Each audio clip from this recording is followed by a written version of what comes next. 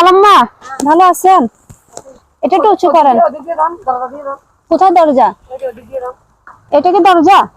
হ্যাঁ এটা দরজা। দেখেন আপনি কি এখানে একা থাকেন? আপনার ছেলে নাই? স্বামী কোথায়? হ্যাঁ কতদিন আগে গেছে? এটা এটা তো আসলে অনেক। দেখেন এটা হলো এই খালার ঘর।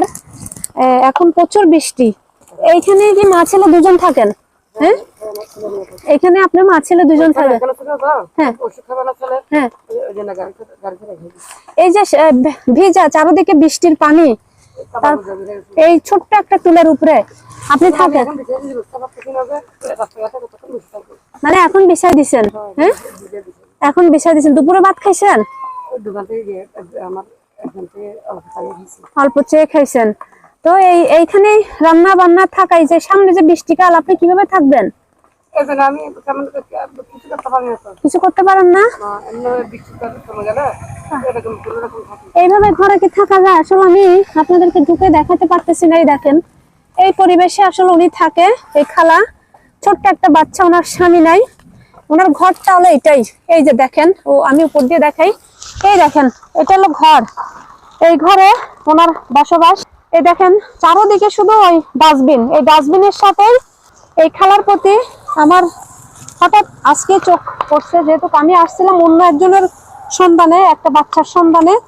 তো এসে ওনার সন্ধান, ওনার অবস্থা দেখে আমার নিজেরই মানে খুব খারাপ লাগছে যে এভাবে কিভাবে মানুষ থাকে। পুরো ঘরটা এত ভয়ঙ্কর ভাবে আছে, আমি এখানে আসলে ঢুকতে পারতেছি না। এদিকে ডাস্টবিন, সব ময়লার যে পানি, নালার পানি সবকিছু এইখান থেকে যাতায়াত করে। হ্যাঁ আর এই যে ঘরটা আমি আপনাদেরকে একটু ঢুকে দেখাই।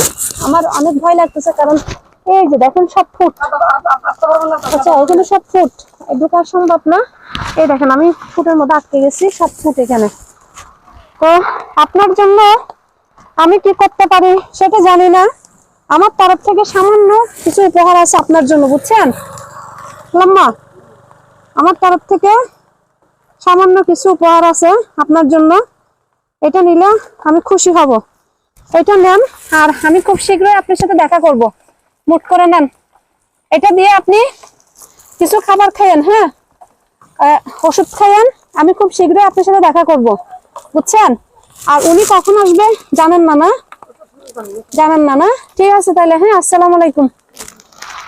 মানুষের জীবন কি ভয়ঙ্কর চলাফেরা, মানে কত কষ্ট।